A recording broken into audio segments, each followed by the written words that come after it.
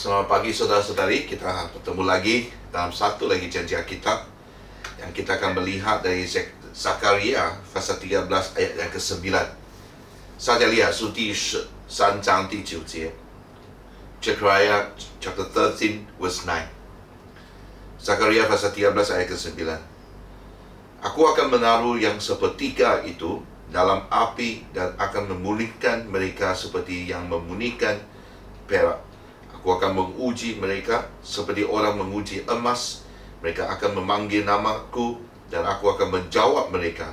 Aku akan berkata, mereka adalah umatku, dan mereka akan menjawab, Tuhan adalah Allahku. Saya percaya ini adalah satu gambaran di mana proses pemurnian itu terjadi, khususnya untuk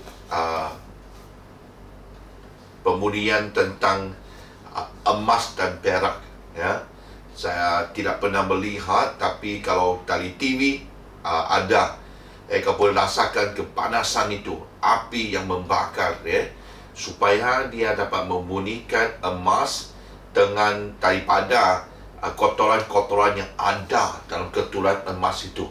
Dia supaya emas yang murni itu akan seperti dikeluarkan daripada kotoran itu. Sebenarnya adalah di mana api yang panas, kotoran itu yang tidak tahan kepada kepanasan itu akan lebur.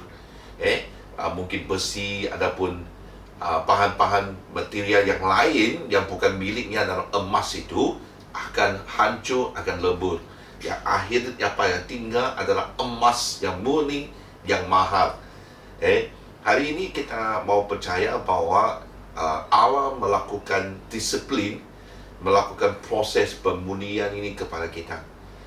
Tapi malangnya Kristen anggap lepas jadi Kristen dah ada lagi masalah. Sebenarnya proses pemurnian itu baru bermula. Bukannya kita percaya Yesus semuanya akan bertukar menjadi baik, tapi prosesnya pemurnian itu akan terjadi setiap hari, di mana perlu itunya harus dileburkan, dihancurkan dan dibakar dalam api yang panas, supaya kita dapat siap, yang dimana seperti ayat itu mengatakan, mereka ini adalah umatku. Kalau menjadi umat kepada Allah, pasti ada syaratnya. Bukannya sesiapa pun masuk, dari mula pun sama juga. Bukannya semua orang dapat dipanggil umat Allah, kecuali dia percaya Yesus. Waktu dia percaya Yesus, proses pemurnian ini akan bermula. Supaya kita semua ni yang mengikut Yesus akan akhirnya dimurnikan menjadi seperti emas yang murni itu, yang mahal itu, supaya dapat dipakai dan nilainya adalah yang dikehendaki oleh pemilik ini. Jadi hari ini kita mau ambil proses pemurnian ini dengan hati yang terbuka. Jangan kita rasa kecil. Kenapa Allah mau mendisiplin kita? Bukan. Disiplinnya adalah untuk kita baik. Bukannya seperti di sekolah kan, di mana disiplin itu seolah-olah hanya membuat anak itu ataupun pelajar itu menjadi lebih buruk, lebih nakal. Dan hari ini sama juga, kita harus tahu kalau kita mendisiplin anak-anak kita di rumah, kita harus tahu kenapa kita mau buat begitu. Kita mau dia belajar dan supaya dia menjadi seorang yang lebih bernilai, yang lebih tahu dan hidup dalam tujuan kehidupannya. Hari ini semua kita ada panggilan Tuhan, ada destinasi, ataupun kita ini sudah disediakan satu jalan yang dimana akan menuju ke hidup kekekalan ini. Jadi dalam jalan ini Tuhan mau kita dimurnikan supaya kita layak dalam perjalanan ini. Jadi saya mendorong kita semua ambil janji ini, dan di mana akhirnya impalan itu adalah kita akan menjadi umat Allah. Dan waktu kita memanggil nama Tuhan, sebab kita ini umat Allah, pastinya Allah akan menjawab. Tapi dia mau melihat adakah kita ini dimurnikan sudah, kan tidak? Amin, ya. Jadi kalau anda dalam keadaan mungkin kau rasa didisiplin, ataupun keadaan kepanasan tu, kau rasa sakit, kau rasa, kenapa ini terjadi kepada, kenapa mau begitu, kenapa saya harus masuk dalam perleburan ini, logi ke perleburan ini. Tapi berdoalah dan percayalah kepada Tuhan, sebab Tuhan sedang melakukan pembunian itu.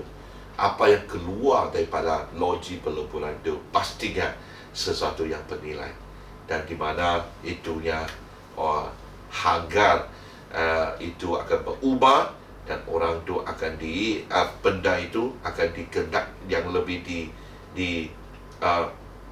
dikendaki oleh pemiliknya.